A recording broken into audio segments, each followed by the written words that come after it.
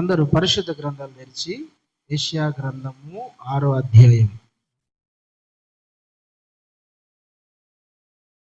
యెషయా గ్రంథము 6వ అధ్యాయము 8వ వచనాన్ని ఒకసారి చదవండి. యెషయా గ్రంథము 6వ అధ్యాయము 8వ వచనం. అప్పుడు నేను ఎవరిని పంపేదను మా నిమిత్తము ఎవడు పోవునని ప్రభు సెలవీయగా నేను వింటిని.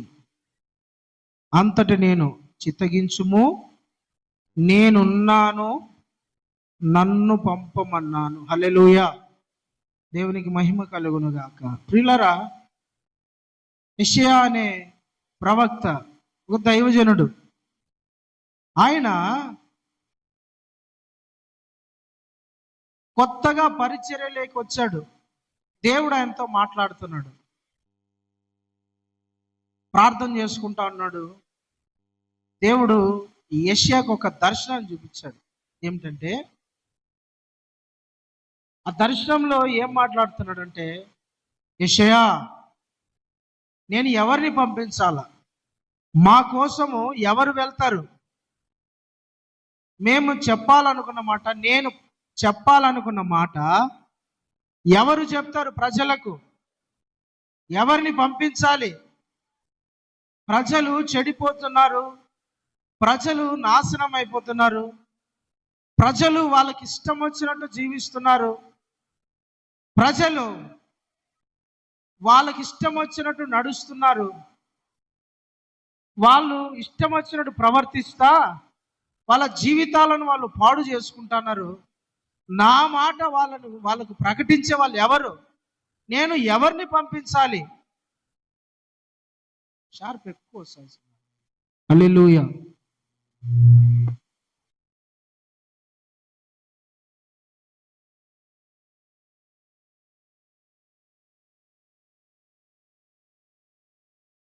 హల్లెలూయా, హల్లెలూయా. నేను ఎవరిని పంపించాలి? మా నిమిత్తం ఎవరు వెళ్తారన్నప్పుడు యెషయా అనే దైవజనుడు ప్రవక్త చెప్తాడు, ప్రభా, నేనున్నా కదా, నన్ను పంపించు, నేను పోతా, నేను నీ మాట ప్రకటిస్తా, నేను నీ మాట చెప్తా, నన్ను పంపించయ్యా, నేను చెప్తానే, నువ్వేం చెప్తావు ఆ మాట నేను ప్రకటిస్తా, దయచేసి నన్ను పంపించు అని దేవునితో యెషయా అనే ప్రవక్త చెప్తున్నాడు. దేవుడు తన ఆవేదన అంతా చెప్తాడు. ప్రజలు చెడిపోతున్నారు, ప్రజలు పతనం అయిపోతున్నారు, నా ప్రజలు జ్ఞానం లేక నశించిపోతున్నారు, నా ప్రజలు మూర్ఖముగా ప్రవర్తిస్తున్నారు, నా ప్రజలు కాపరి లేని గొర్రెలలా ఉన్నారు, నా ప్రజలను సరిగ్గా పరిపాలించే నాయకుడు లేడు, వాళ్ళు అక్రమైన మార్గంలో నడుస్తున్నారు, వాళ్ళకి ఇష్టం వచ్చిన బ్రతికి వాళ్ళ జీవితాలను పాడు చేసుకుంటున్నారు. కాబట్టి నా నిమిత్తం ఎవరు వెళ్తారని ఆ దర్శనంలో ప్రభు చెప్తాడు. హల్లెలూయా, దేవునికి స్తోత్రం కలుగును గాక. అది ఏ కాలం అంట? ఒకసారి మీరు మొదటి వచనం చదవండి, 6 మొదటి వచనం. రాజైన ఉజ్జియా మృతి నొందిన సంవత్సరమున అత్యున్నతమైన సింహాసనమునందు ప్రభు ఆసీనుడై ఉండగా నేను చూచి తిని, ఆయన చొక్కా అంచులు దేవాలయము నిండుకొని ఉన్నాను. హల్లెలూయా. యెషయాకు ఏ సంవత్సరము దర్శనం కలిగిందంటే తెలుసునా? ఉజ్జియా అనే రాజు మృతి పొందిన సంవత్సరము. ఉజ్జియా, యూదా దేశానికి ఉజ్జియా అనే ఒక రాజు ఉన్నాడు. అతడు చనిపోయిన సంవత్సరములో ఉజ్జియాకు దర్శనం కలిగింది. ఈ ఉజ్జియా రాజు, యూదా దేశానికి రాజు. దేవుడు ఎన్నుకున్నాడు, నా ప్రజలను పరిపాలించు, నా ప్రజలను సన్మార్గంలో నడిపించు, నా ప్రజలకు ఆహారం పెట్టు, నా ప్రజలను మంచి మార్గంలో ఉంచేటట్టు చెయ్యి, ఇదిగో నా ప్రజలను నీ చేతికి అప్పగిస్తున్నా, ఈ ప్రజలను సక్రమంగా నువ్వు పరిపాలించి వాళ్ళను క్షేమకరంగా నువ్వు నడిపించని దేవుడు ఉజ్జియా అనే రాజును ఎన్నుకున్నాడు. అయితే ఈ రాజు కొన్ని సంవత్సరాలు బాగా పరిపాలించినాడు. దగ్గర 38 సంవత్సరాలు బాగా దేవునికి ఇష్టంగా దేవుడు మన ప్రభు ఏమేమి చెప్పినాడో దాని ప్రకారంగా నడుస్తా జీవిస్తా, ఆయన ఏం చెప్పినాడో అట్లనే చేస్తా వచ్చినాడు. మంచిగా ఉన్నాడు. దేవుడు కూడా మెచ్చుకున్నాడు. శబాష్, నువ్వు చాలా అద్భుతమైన పరిచర్య చేస్తున్నావు. నువ్వు చేసే పరిచయం, నువ్వు నా మాట విన్నట్లు ఎవరు వినలా, కాబట్టి నీ దేశంలో నెమ్మది కలుగుతుంది. శత్రువు నీ మీదికి రాకుండా నేను నిన్ను కాపాడుతా. ఎందుకంటే నువ్వు నా దృష్టికి యథార్థవంతునిగా నడుచుకుంటున్నావు, నేను చెప్పినట్టు బ్రతుకుతా ఉన్నావు, నీలో నాకు ఏ లోపం కనపడలే. కాబట్టి దేశ నలుమూలలా నీకు ఏం కలుగుతుందంట? నెమ్మది కలుగుతుందని చెప్పినాడు. అయితే కొన్ని సంవత్సరాలు బాగా నడిచినాడండి. తర్వాత దేశము నెమ్మదిగా ఉంది కదా, దేశంలో ఎలాంటి గొడవలు లేవు, ఎలాంటి ఇబ్బందులు లేదు, శత్రువులు ఎవరు రావడంలే. దేవుడు అతనికి నెమ్మది ఇచ్చినాడు. అతను చేసే ప్రతి పనిని దేవుడు ఆశీర్వదిస్తూ వచ్చినాడు. అతనికి క్షేమాన్ని ఇచ్చినాడు. అతను ఏం పని చేసినా కూడా ఫలించేది, ఆశీర్వదించబడేవాడు. అయితే అతని హృదయం అంట కొన్ని రోజుల తర్వాత గర్వపడిందని. నాకేంటి తక్కువ, నాకు అన్ని బాగున్నాయి, అన్ని క్షేమంగా ఉన్నాయని గర్వపడి, నాకన్నా గొప్పవాడు ఎవరు లేరు, నేను యూదా దేశానికి రాజు, నా తర్వాతే అందరు నేను చెప్పిన మాట వినాలి ఎవడైనా అని గర్వపడి దేవుని ఆలయం లేకపోయినాడు. దేవుని ఆలయం లేకపోయి యాజకులు చేసే పని, యాజకులు ధూపం వేయాల దేవుని మందిరంలో, యాజకులు దేవునికి ధూప నైవేద్యాన్ని సమర్పించాల. అయితే యాజకులు బదులుగా ఇతను ఏం చేసినాడంట తెలుసునా? నేను రాజును కదా, నేను ఏం చేసినా చెల్లుతుంది, నేను ఏమైనా చేయొచ్చు, నాకు అడ్డు చెప్పవాడు ఎవడు లేడు, నా మాట శాసనం, నేనేం చెప్పినా మీరు అడ్డు రాకూడదని గర్వపు హృదయంతో దేవుని మందిరంలోకి వెళ్ళి యాజకులు చేయాల్సింది, దేవుని సేవకులు చేయాల్సిన పనిని ఇతడు నేను ధూపాన్ని వేస్తాను. యాజకులు ఆపుతున్నారు, అయ్యా నీ పని కాదయ్యా, నువ్వు రాజ్యాన్ని పరిపాలించేది నీ పని, దేవునికి సేవ చేయడము మందిరంలో పరిచర్య చేయడం అది మా పని, అది నీ పని కాదన్నా కూడా నేను చెప్పినట్టు మీరు వినాలా, నోరు మూసుకొని ఉండండి అని గర్వపడి దేవుని మందిరంలోకి వెళ్ళి ధూపాన్ని వేసినాడండి. ధూపాన్ని వేసిన తర్వాత, ధూపాన్ని వేసిన కొన్ని నిమిషాలకు అతని తల మీద కుష్టి రావడం స్టార్ట్ అయింది. తెల్లటి పొడలాగా, తెల్లటి మచ్చలాగా స్టార్ట్ అయిపోయింది. అందరూ చూసి, అరే విజయా, మేము చేయొద్దన్నాం కదా, నువ్వు పోయి చేసి చూడు, నీ చావుకు కారణం అయిపోయినావు అని యాజకులు బయటికి వెళ్ళిపో అర్జెంటుగా. ఇతను కూడా భయం వచ్చేసింది, అమ్మో దేవుడు నన్ను మొత్తినాడు, దేవుడు నాకు కీడు చేస్తా అన్నాడు, నేను దేవునికి విరోధంగా చేసిన కాబట్టి ఈ శిక్ష నా మీదకి వస్తుందని భయపడి బయటికి వచ్చేసినాడు. అట్లా తర్వాత అతడు చనిపోయే రోజులన్నీ కుష్టి రోగంతోనే చనిపోయాడంట. హల్లెలూయా, హల్లెలూయా. ఇజ్రాయేల్ ప్రజలకు నమ్మకమైన రాజు లేడు. యూదా ప్రజలకు నమ్మకంగా పరిపాలించే రాజు లేడు. చనిపోయేంత వరకు దావీదులాగా నమ్మకంగా పరిపాలించే రాజు లేడు. మధ్యలో ఉన్నట్టుండి గర్వపడి దేవునికి వ్యతిరేకంగా, ప్రజలకు వ్యతిరేకంగా బ్రతికిన రాజులే. మీరు ఆ యెషయా గ్రంథం అంతా 6వ అధ్యాయం తర్వాత నుంచి చదివితే దేవుడు ఒక మంచి రాజుని ఎన్నుకోబోతున్నాడు. దేవుడు ఒక మంచి రాజుని ఏర్పరచుకోబోతున్నాడు. ఇజ్రాయెల్ ప్రజలను, తన ప్రజలను ఏలే ఒక నమ్మకమైన రాజును దేవుడు ఏర్పరచుకోబోతున్నాడు. ఆయనే పరిశుద్ధమైన చిగురు అని ఉంటది. దేవుడు అంటున్నాడు, నా ప్రజలను సరిగ్గా పరిపాలించే నాయకుడు లేడు, రాజు లేడు, అధికారి లేడు, వాళ్ళకి ఇష్టం వచ్చినట్టుగా ప్రజలను పరిపాలిస్తున్నాడని దేవుడు బాధపడి ఎన్నుకునే సందర్భం. హల్లెలూయా. ఉజ్జియా చనిపోయినాడు. ఉజ్జియా చనిపోయిన తర్వాత యెషయాకు దర్శనం కలిగింది. ఆ దర్శనంలో ఈ యెషయా చూస్తున్నాడు, ప్రియులారా, దేవుడు ఒక అత్యున్నత సింహాసనం మీద కూర్చొని ఉన్నాడు. ఆయన చొక్కా అంచులు దేవాలయమును, దేవుని మందిరమును కప్పేసినట్లు కనపడుతుంది. ఎక్కడ కూర్చున్నాడంట దేవుడు? అత్యున్నత సింహాసనం మీద. ఓ పరలోకంలో గొప్ప సింహాసనం మీద కూర్చున్నట్టు యెషయా కన్నులారా దేవుని చూస్తున్నాడు. ఆయన కూర్చున్నప్పుడు ఆయన చొక్కా, ఆయన అంచులు దేవాలయం ఏం చేసిందంట తెలుసా? కప్పేసింది. ఆయన మహిమతో, ఆయన ప్రభావముతో, ఆయన వెలుగుతో అంత సర్వలోకము నిండిపోయింది. ఆయన చుట్టూ ఉన్న దేవదూతలు, ఆయన పైన ఉన్న కెరూబులు, శరాబులు ఆయన పరిశుద్ధతను మహిమపరచడం స్టార్ట్ చేశారు. అయ్యా ప్రభా, దేవా, నీవు పరిశుద్ధుడవు, నీవు పరిశుద్ధుడవు, నీవు గొప్పవాడు, నీలాంటి పరిశుద్ధ దేవుడు ఒక్కడు లేడయ్యా అని సెరూబులు, కెరాబులు, మహాదూతలు ఘనపరచడము, స్తుతించడము ప్రారంభించినారండి. హల్లెలూయా, దేవునికి స్తోత్రం.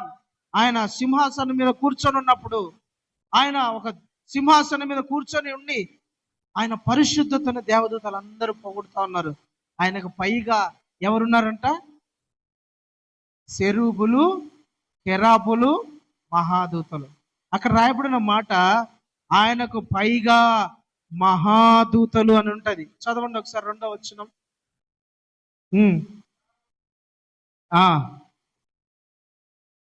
ఒక్కొక్కరికి 6 రెక్కలు ఉండెను, ప్రతివాడు 2 రెక్కలతో తన ముఖమును కప్పుకొని, 2 తన కాళ్ళను కప్పుకొని, 2 ఎగురుచుండును. హల్లెలూయా.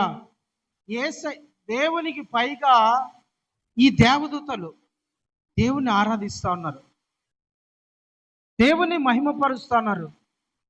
ఆయన పరిశుద్ధుడు, పరిశుద్ధుడు. మన దేవుడు ఎవరో తెలిసిన? పరిశుద్ధుడు, పవిత్రుడు. ఆయనలో ఏ లోపము లేదు. ఆయన అబద్ధం ఆడచాలని దేవుడు, యథార్థవంతుడు. ఆయనలో ఆవగింజంత పాపము, అపవిత్రత కనపడదు. అంత పరిశుద్ధుడు. ఆయనకు పైగా దేవదూతలంట ఆ పరిశుద్ధతను చూసి దేవుణ్ణి గణపరుస్తా ఉన్నారు. ఇప్పుడు ఒక మనిషిని మనము గణపరుస్తాం, ఒక మనిషి మన ప్రేమ చూపిస్తాడంట, అన్నా నీ ప్రేమ చాలా గొప్పదన్నా అంటాం. ఒక వ్యక్తి మనిషిని కనికరించినాడు అనుకోండి, ఆ వ్యక్తిని మనం పొగుడుతాం, అన్నా నీ కనికరం చాలా మంచిదన్నా. ఒక వ్యక్తి మనకి ఏదైనా సహాయం చేసినాడు అనుకోండి, ఆ వ్యక్తిని మనం పొగుడుతాం, అన్నా నువ్వు ఆ రోజు నాకు సహాయం చేయకుంటే నా పరిస్థితి ఇట్లుండేదనని మనము ఆ వ్యక్తిని గణపరుస్తాము. అయితే మన దేవుడు ఎవరంటే సింహాసనం మీద కూర్చొని ఆయన పరిశుద్ధుడు. ఆయన లాంటి పరిశుద్ధత ఇంకెవరికి లేదు.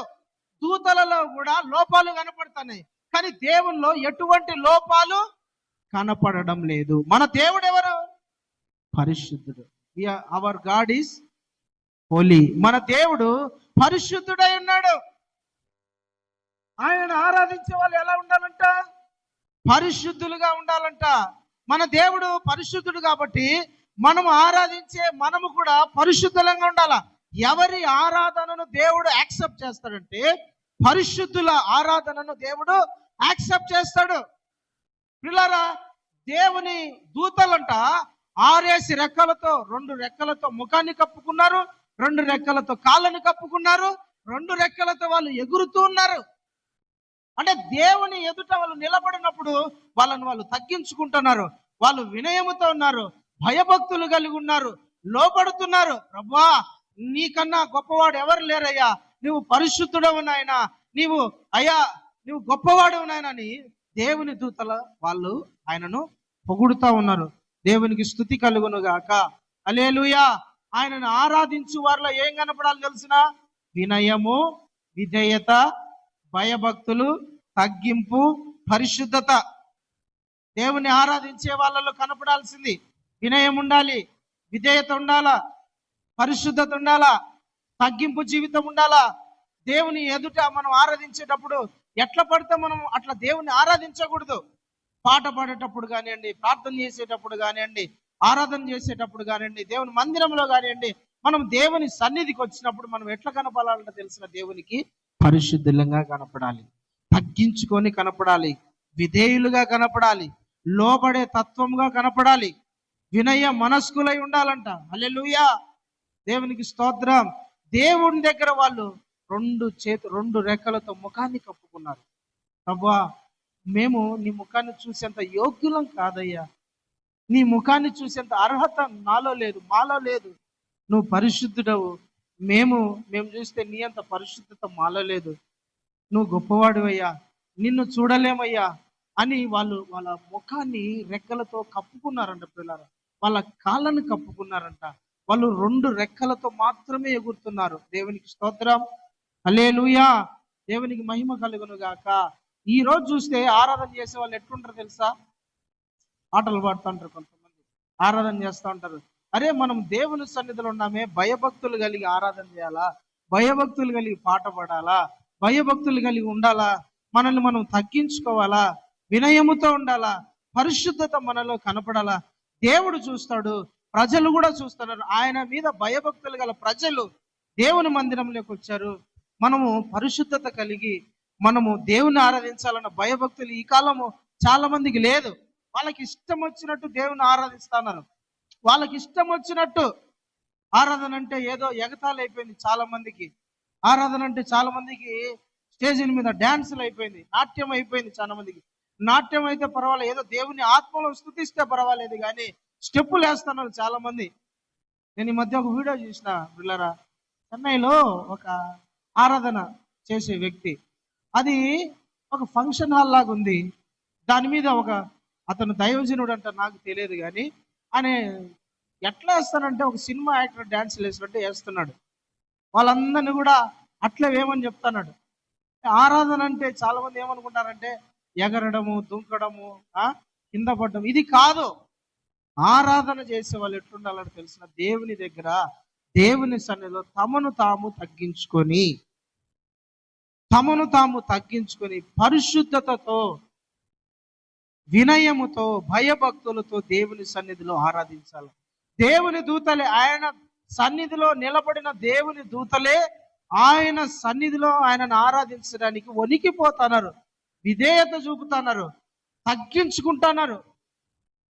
కానీ ఈనాడు ఆరాధన అట్లా లేదు. ఈనాడు ఆరాధన పాటలు కూడా ఎట్లున్నాయంటే చాలా ఒకప్పుడు పాటలు వేరు, ఈ కాలం పాటలు వేరు. మనిషిని ఉజ్జీవింపజేసేట్టుగా ఉన్నాయి, కానీ ఆత్మలో పరిపక్వత, ఆత్మలో పరిపూర్ణత వచ్చేటట్లు పాటలు లేవు. చాలా పాటలు ఎట్లున్నాయంటే శరీరానికి ఉత్తేజం ఇచ్చేట్టుగా ఉన్నాయి, కానీ ఆత్మకు పరిపూర్ణత తెచ్చేట్టుగా లేవు. దేవుని సన్నిధిలో ఆరాధించే వారు ఎట్లుండాలంట? పరిశుద్ధులుగా ఉండాలి. హల్లెలూయా, పరిశుద్ధులుగా ఉండాలంట. దేవునికి మహిమ కలుగును గాక. కీర్తనల పుస్తకంలో ఉంటది, 96వ కీర్తన 9వ చరణంలో ఉంటది. ఒక మాట చూడండి, 96వ కీర్తన 9వ చరణం 9వ వచనం చూడండి. పరిశుద్ధ అలంకారములను ధరించుకొని యెహోవాకు నమస్కారం చేయండి. సర్వభూజనులారా, ఆయన సన్నిధిని ఏం చేయాలంట? వనకాలి. దేవునికి స్తోత్రం.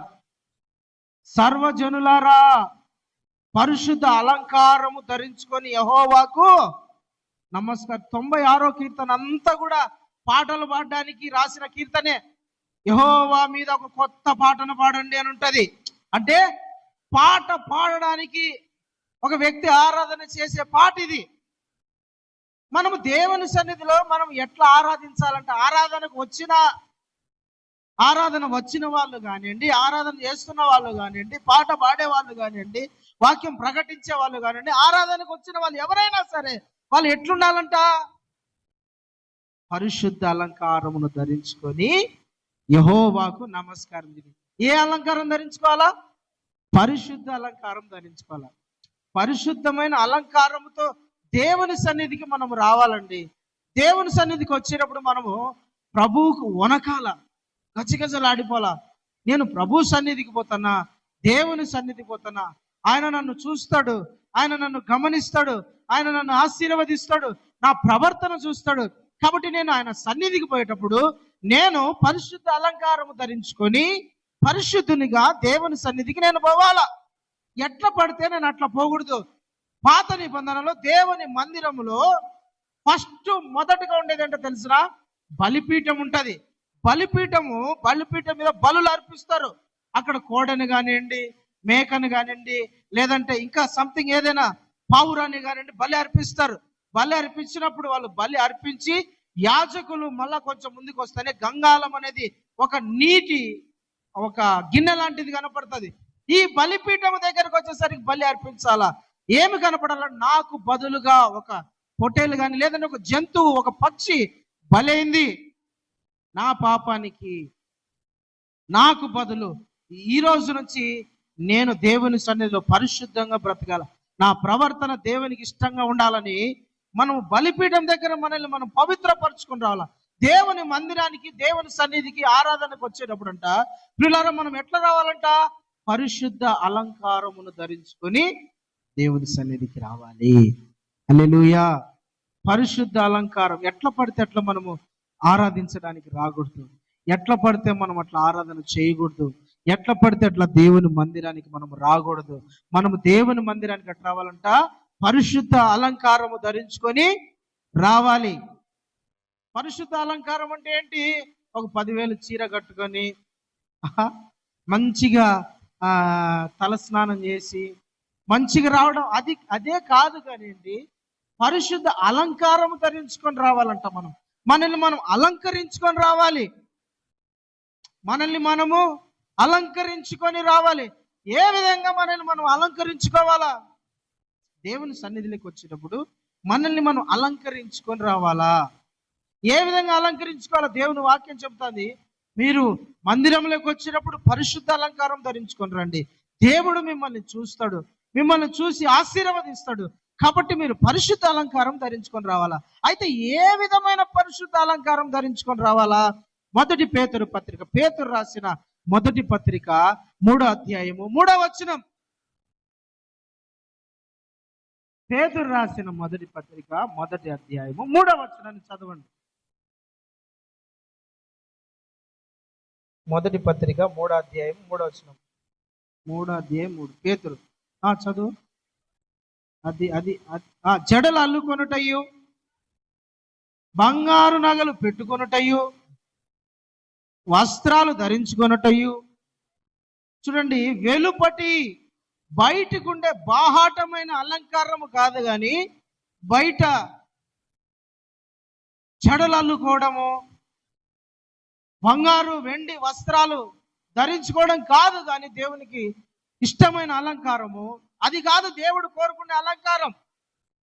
చాలా మంది ఏమనుకుంటారంటే పైన బాహాటమైన అలంకారముతో దేవుని సన్నిధికి వెళ్ళాలని. దేవుడు అది కోరుకోవడం లేదు, అది ఇష్టపడడం లేదు. దేవుడు జుట్టు ఇరబోసుకోమని దేవుడికి ఇష్టపడడం లేదు, స్టైల్గా ఉండాలని కూడా దేవుడు ఇష్టపడడం లేదు. కానీ అలంకారం ఎలా ఉండాలంట? బాహాటమైన అలంకారం కాదు, వెలుపటి అలంకారం కాదు మనకు కావాల్సింది. ఏ అలంకారం కావాలా? అంతరంగం, లోపట, బయట కాదు అలంకారం ఉండాల్సింది. బయట అలంకరించుకోవడం అది కాదు దేవుడు కోరుకున్నది. మన దగ్గర నుంచి దేవుడు ఏమి కోరుకుంటాడంటే అంతరంగపు అలంకారము. హల్లెలూయా. శాస్త్రులు, పరిచయుల గురించి దేవుడు ఒక మాట అంటాడు, వారు వెలుపట శుద్ధి చేసుకుంటారు కానీ లోపట అట్లే ఉంది. సమాధికి సున్నం కొట్టిన సమాధి లాగా ఉన్నారంట. పైకేమో సమాధి ఎంత అందంగా కనపడుతుంది తెలుసురా, ఎంత నీట్గా. ఈ కాలం అంటే సమాధులు బాగా నీట్గా పాలిష్ కొండలు, తర్వాత అన్ని నీట్గా టైల్స్ అని వాళ్ళ స్తోమతకి తగినట్టే వేస్తున్నారు. ఓకే, మంచిది. ఆ కాలం ఏంటంటే బాగా నీట్గా కనపడాలని తెల్లగా సున్నం కొట్టి బాగా నీట్గా ఉంచుతారు. కానీ లోపల ఎట్టుంటదంటే అది చెడిపోయి, కుళ్ళిపోయి, మట్టిలో కలిసిపోయి ఎముకలు మాత్రం మిగిలింటాయి. లోపలికి ఏమో బాగా నీట్గా అందంగా కంటికి కనపడేటట్లుంది. అట్లనే శాస్త్రులు, పరిచయులు అనే వాళ్ళు కూడా చాలా మంది పైకి బాగా కనపడుతున్నారు, కానీ వారి అంతరంగము చెడిపోయింది, కుళ్ళిపోయింది. పైకేమో నీట్గా చక్కగా బాగా పైనుంచి కింది వరకు అలంకరించుకొని నీట్గా, చూడండి, తెల్ల ప్యాంటు తెల్ల షర్ట్ వేసుకొని పైకి బాగా అందంగా కనపడేట్టుగా పరిశుద్ధుడు అనుకునేటట్టుగా కొంతమంది కనపడతారు, కానీ వాళ్ళ అంతరంగం ఎటుంటదంట? చెడిపోయి ఉంటుంది. పైకి చాలా మంది నీట్గా వస్త్రాలు వేసుకుంటారు, జడలు అల్లుకుంటారు, పూలు పెట్టుకుంటారు, బంగారు వేసుకుంటారు, బాగా నీట్గా. కానీ లోపల అంతరంగం బాగలేదు. దేవుడు కోరుకునేది ఎలాంటి అలంకారం అంటే పైకి కనపడే అలంకారం కాదు దేవుడు కోరుకునేది. అట్లా మనం వచ్చినా కూడా ఆరాధన దేవుడు యాక్సెప్ట్ చేయడు. అయితే దేవుడు ఎలాంటి అలంకరణ కోరుకుంటాడు? కింద వచనం చదవండి, 4.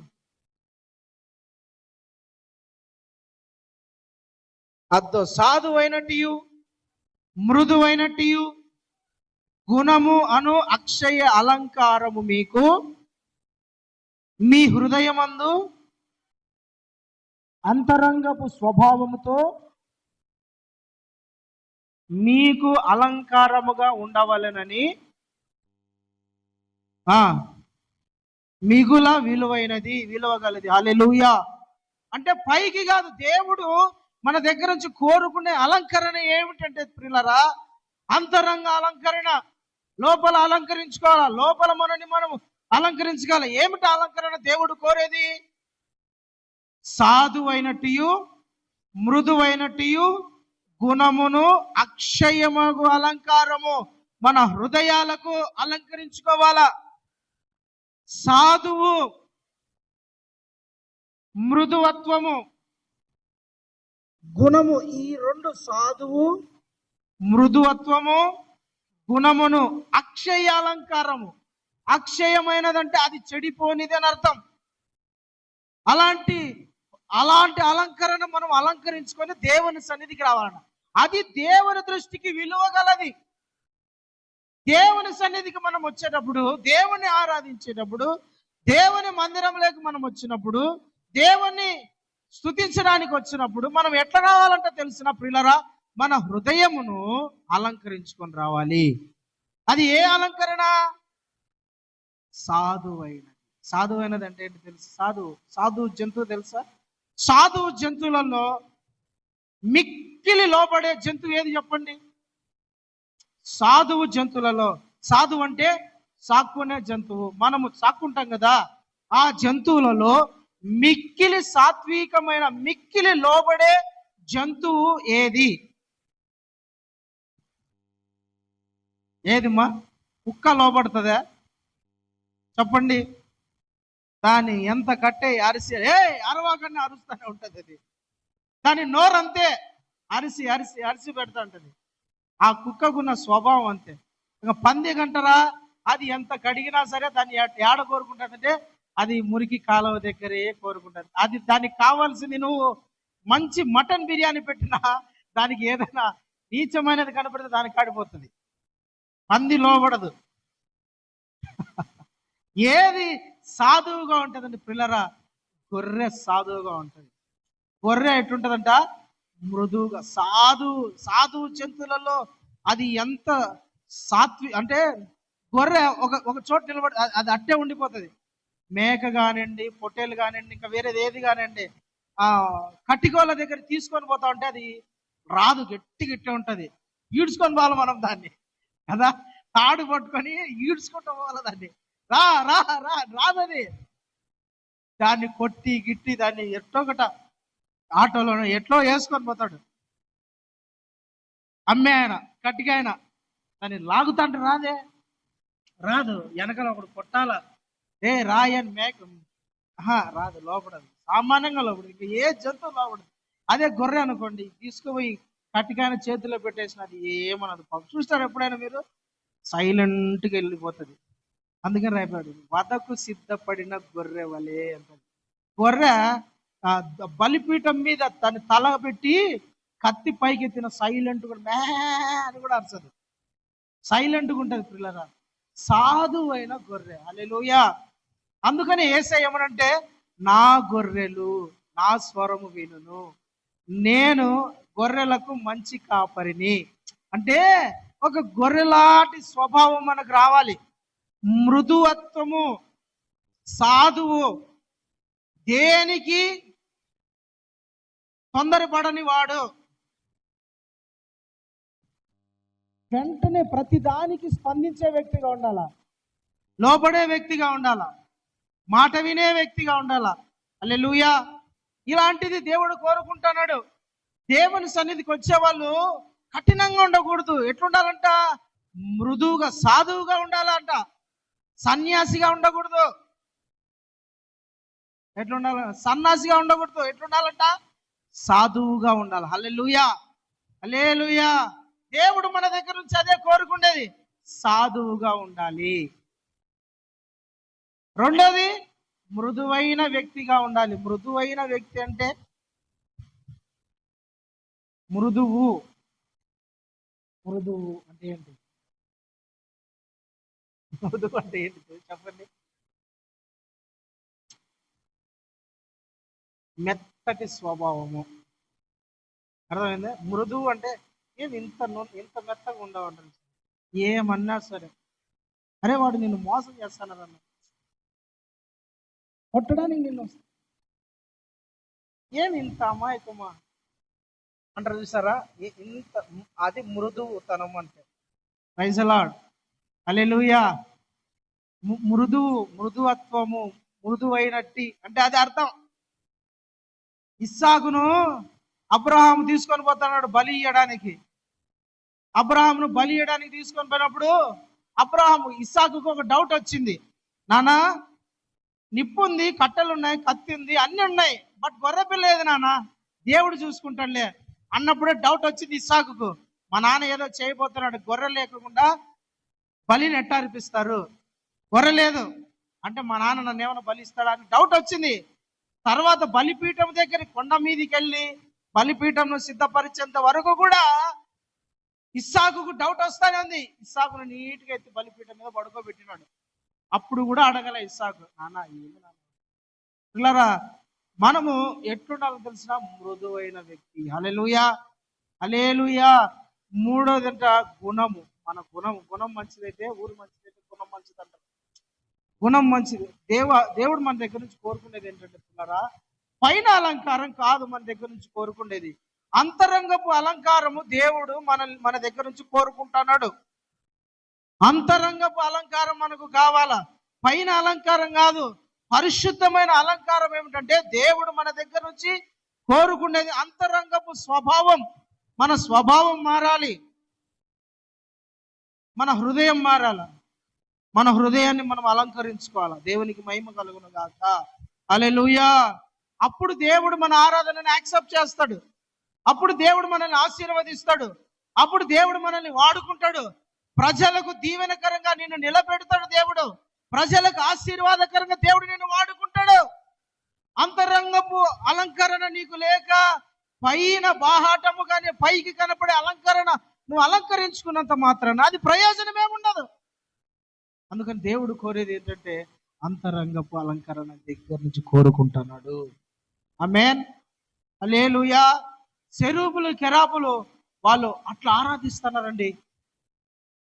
వాళ్ళు రెండు చేతులతో, రెండు రెక్కలతో ముఖాన్ని కప్పుకున్నారు, రెండు రెక్కలతో కాళ్ళని కప్పుకున్నారు, రెండు రెక్కలతో ఎగురుతున్నారు. వాళ్ళ ముఖాన్ని కానీ వాళ్ళ శరీరాన్ని కానీ ఎక్కడ దేవునికి కనపడనీకోకుండా వాళ్ళు కేవలం వాళ్ళ స్వరం మాత్రమే వినపడుతుంది. ఖాళీ వాళ్ళ స్వరం మాత్రమే వినపడుతుంది, కానీ ఎక్కడ వాళ్ళని వాళ్ళు కనపరుచుకోవాలి. ప్రభా నీవే అంతా, నీకే మహిమ కలుగును గాక, నీకే ఘనత కలుగును గాక, నువ్వే స్తుతించబడును గాక, నీకు మాత్రమే ఘనత ప్రభా అని దేవుని మాత్రమే వాళ్ళు మహిమ పరుస్తూ ఉన్నారు. హల్లెలూయా, దేవునికి స్తోత్రం. ఆ ఆరాధన, ఆ మహిమను, ఆ గంభీరత్వాన్ని యెషయా చూసినాడు. వాళ్ళు అంతగా పాటలు పాడుతుంటే పిల్లరా, గడప కమ్మములంట అదురుతానే, పరలోకం అదురుతా ఉంది. దేవాలయము మందిరం ధూపముతో నిండిపోయిందంట. వాళ్ళు ఆరాధిస్తుంటే, వాళ్ళు పాడుతుంటే, వాళ్ళు స్తుతిస్తుంటే పరలోకపు కంబులు అయ్యేంట పునాదులు అదురుతా ఉన్నాయి. చూడండి ఆ మాట ఒకసారి, 3వ వచనం చూడండి. యెషయా గ్రంథం 6వ అధ్యాయము, యెషయా గ్రంథం 6వ అధ్యాయం 3వ వచనం. సైన్యములకు అధిపతి యగు యెహోవా పరిశుద్ధుడు, పరిశుద్ధుడు, పరిశుద్ధుడు అని సర్వలోకము ఆయన మహిమతో నిండి ఉన్నదని గొప్ప స్వరముతో ప్రతి గానములు చేయుచుండగా, చూడండి, వారి కంఠ స్వరము చేత గడప కమ్మముల పునాదులు అదురుచు కదులుచు, మందిరము ధూమము చేత చాలండి. హల్లెలూయా. వాళ్ళు పాడుతా అంటే, వాళ్ళు ఆరాధన చేస్తా అంటే, వాళ్ళు దేవుని స్తుతిస్తా అంటే గడప కమ్మములు, పరలోకపు గడప కమ్ములు, దేవాలయపు గడప కమ్మములు అదురుతానాయంట. దేవాలయమే అదురుతుంది. సర్వలోకం ఏమైపోయిందంటే దేవుని మహిమతో నిండిపోయింది, దేవుని వెలుగుతో నిండిపోయింది, దేవుని మందిరం అంతా ధూపముతో నిండిపోయింది. పిల్లరా, ఆరాధన చేస్తే ఎట్లా చేయాలంటే తెలిసిన అట్లా చేయాల. పట్టించుకోకూడదు. మనం ఆరాధన చేసేటప్పుడు మనం పక్కన వాళ్ళని పట్టించుకోకూడదు. మనము దేవుని మహిమపరుస్తున్నాము, యేసయ్యను ఆరాధిస్తున్నాం. మన మైండ్లో అదే పెట్టుకోవాలి. నేను పక్కన ఉండే వాళ్ళని కాదు చూడాల్సింది, వెనకలు ఉండే వాళ్ళని కాదు చూడాల్సింది, మందిరానికి ఎవరు వస్తున్నారు రాలేదు అనేది కాదు చూడాల్సింది. నేను దేవుణ్ణి ఆరాధించడానికి వచ్చాను, యేసయ్యను మహిమపరచడానికి వచ్చాను అనే నీకు మైండ్ సెట్తో రావాలి. Praise the Lord. వాళ్ళు వస్తున్నారు కానీ నేను రాలే, అది కాదు ఉండాల్సింది. మనలో ఏముండాలంట? నేను నా ప్రభువుని మహిమపరచాలి. హల్లెలూయా, దేవునికి స్తోత్రం. అంత మహిమతో నిండిపోయినప్పుడు ఈ యెషయా చూసి, అయ్యో నేను అపవిత్రపు పెదవులు గలవాడనే, అపవిత్రపు ప్రజల మధ్య ఉన్నానే అని దేవునితో చెప్తాడు. ప్రభువా, నేను అపవిత్రుడను, నేను అపవిత్రపు పెదవులు గలవాడను, అపవిత్రపు పెదవులు, అపవిత్రపు మాటలు మాట్లాడే ప్రజల మధ్య నేనున్నా ప్రభువా. నా పెదవులు అపవిత్రమైపోయినాయి, పవిత్రంగా లేవు, పరిశుద్ధంగా లేవు. నా పెదవులు అపవిత్రముతో నిండిపోయింది. అలాంటి మాటలు మాట్లాడే ప్రజల మధ్య నేనున్నా, అయ్యో ప్రభువా అని ఏడ్చుకుంటా ఉన్నాడు. ఆ దర్శనం చూసి, నా దేవుడు ఇంత పరిశుద్ధుడు, నా దేవుడు ఇంత గొప్పవాడు, నా దేవునికి ఉన్న పరిశుద్ధత ఎవరికి లేదు. అలాంటి ఆరాధించే నేను, దేవుని మహిమపరిచే నేను, నా పేదాలేంది, నా నోరేంది ఇంత అపవిత్రంగా ఉంది అని దేవుని సన్నిధిలో తను పశ్చాత్తాపడతాడు, ఏడుస్తాడు యేషయా. హల్లెలూయా, దేవునికి స్తోత్రం కలుగును గాక. ఏడుస్తాడు తన పెదాలను చూసి, తన మాటలను చూసి, తన మాటలు జ్ఞాపకం చేసుకొని. దేవుని ఆరాధించే వాళ్ళు ఎట్లుండాలి తెలిసినా? పరిశుద్ధంగా ఉండాలా. ఎట్లుండాలా? దేవుని ప్రజలు ఎట్లుండాలా? పరిశుద్ధంగా ఉండాలి. మన దేవుడు పరిశుద్ధుడు కనుక మనం కూడా పరిశుద్ధంగానే ఉండాలి. హల్లెలూయా, దేవునికి స్తోత్రం.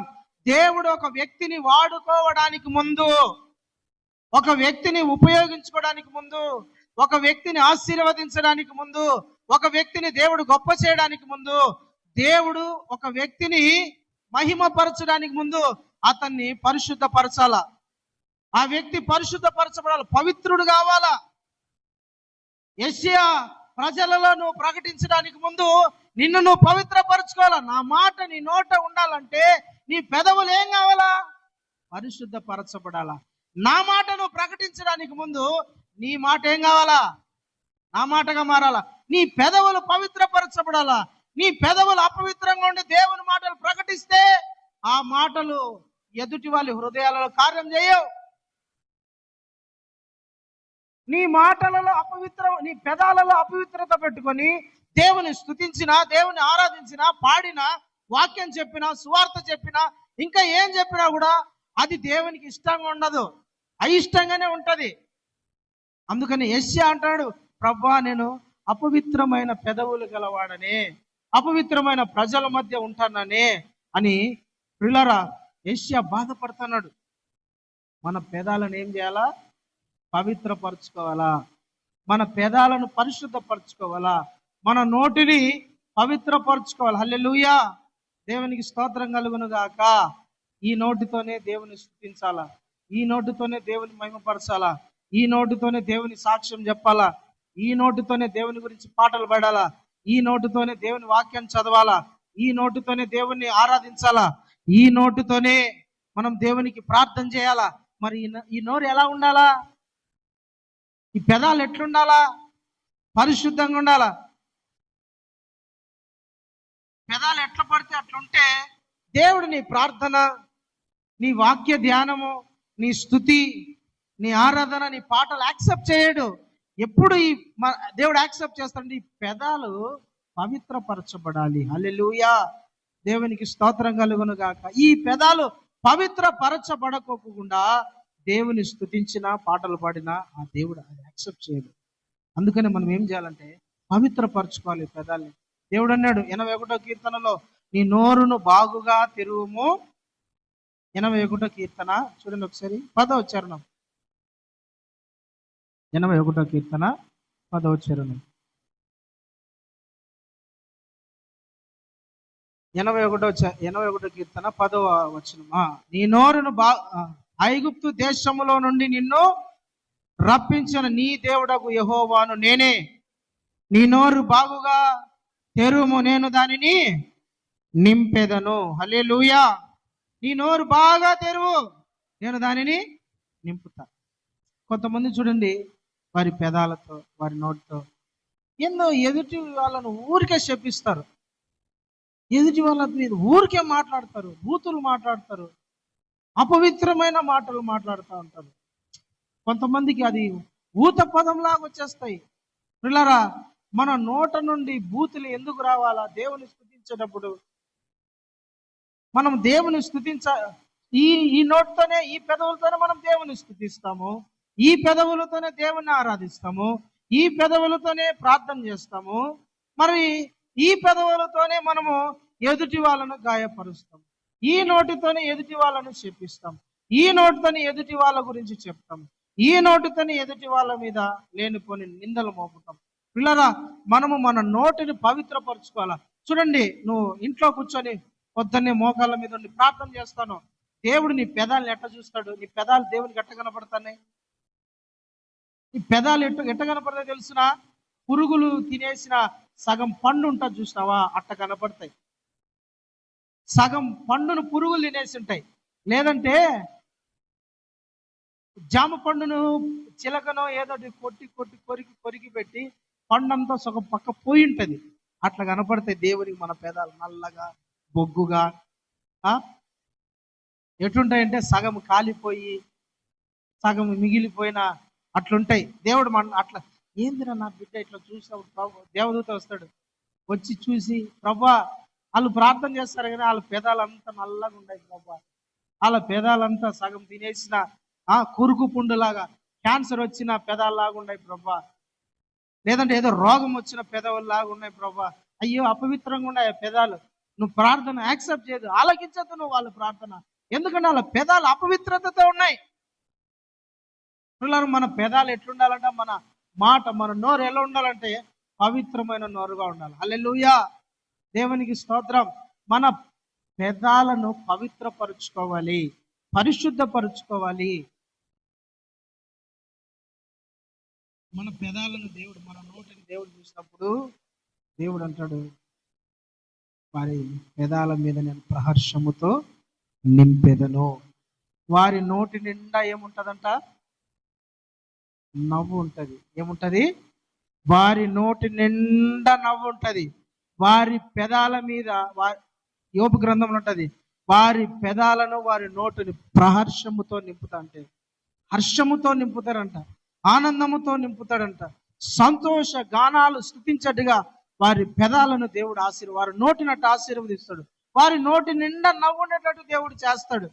మన పెదాలు, మన నోరు అపవిత్రంగా ఉంటే దేవుడు యాక్సెప్ట్ చేయడు కదా. ప్రైజ్ ది లార్డ్, హల్లెలూయా, దేవునికి మహిమ కలుగును గాక. మన నోరు ఎలా ఉండాలా? పవిత్రంగా. మన నోరుని బాగా తెరవాలి.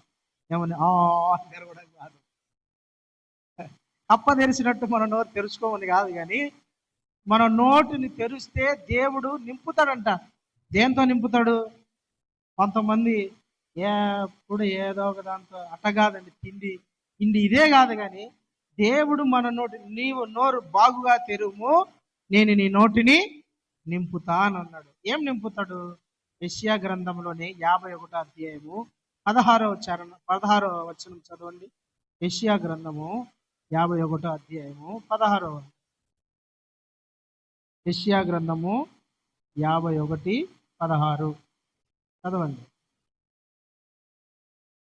నేను ఆకాశములను స్థాపించినట్లు, భూమి పునాదులను వేయునట్లును, నా జనము నీవేమి సియోనుతో చెప్పు. చూడ, నీ నోట నా మాట ఉంచి నా చేతి నీడలో నిన్ను కప్పి ఉన్నాను. హల్లెలూయా.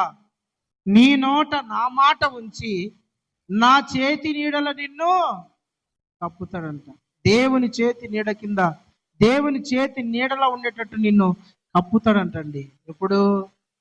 మన నోట ఆయన మాట ఉంచుతాడు. మన నోట ఆయన మాట ఉంచి మనల్ని చేతి నీడగా, ఆయన చేతి నీడ కింద మనల్ని దాచిపెడతాడు, కప్పి పెడతాడు. హల్లెలూయా, దేవునికి స్తోత్రం కలుగును గాక. అయితే మనము మన పెదాలను పవిత్రపరచుకోవాలా. ఎప్పుడు చూడు ఒకరి మీద నిందలు, ఎప్పుడు ఒకరి మీద లేనిపోని మాటలు, ఎప్పుడు చూడని ఒకరి మీద చాడీలు, ఎప్పుడు ఇదే కాదు. ఇది మానేసి మన పెదవులను, ప్రభా నా నోటిని నీ మాటలతో నింపయ్యా, నా నోటిని పవిత్రపరచయ్యా, నా పెదాలను పవిత్రపరచయ్యా, నన్ను పరిశుద్ధపరచయ్యా, నా నోట నీ మాటలు ఉంచు ప్రభా.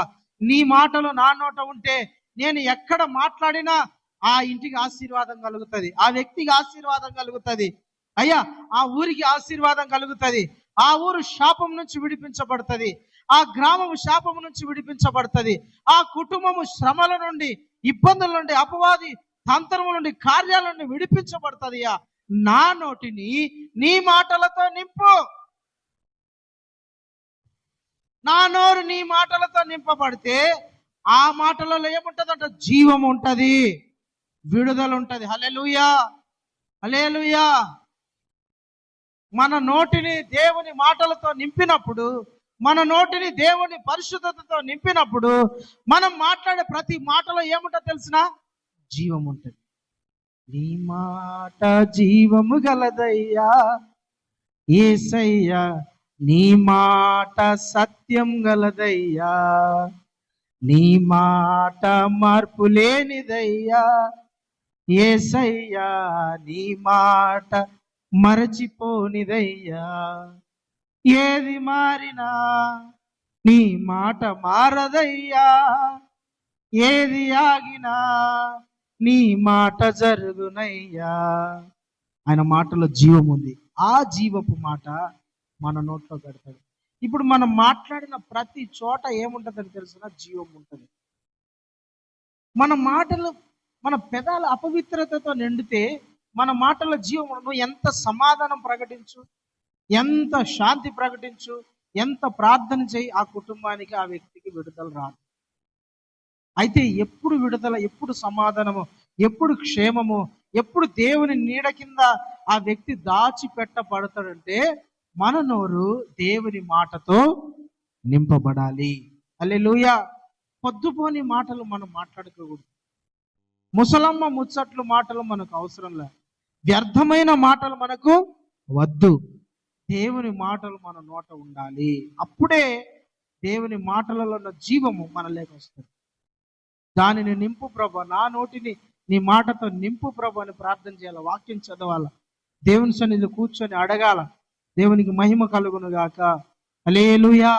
పేతురు కూడా ఎప్పుడు చూడండి, అపవిత్రమైన దేవుని మన పెదాలు అపవిత్రంగా ఉంటే పేతురు ఎప్పుడు నోటి దురుసైన వాడు. తొందరపాటు మాటలు ఎప్పుడు పేతురుకు, ఎప్పుడు తొందర. కొందరు నోరు చూడండి వెంటనే స్పందిస్తాయి. పేతురు ఇట్లాంటోడే. ప్రభు అన్నాడు, ప్రజలందరూ నన్ను గురించి ఏమనుకుంటారంటే, పేతురు టక్కని అన్నాడు, ప్రభా నువ్వే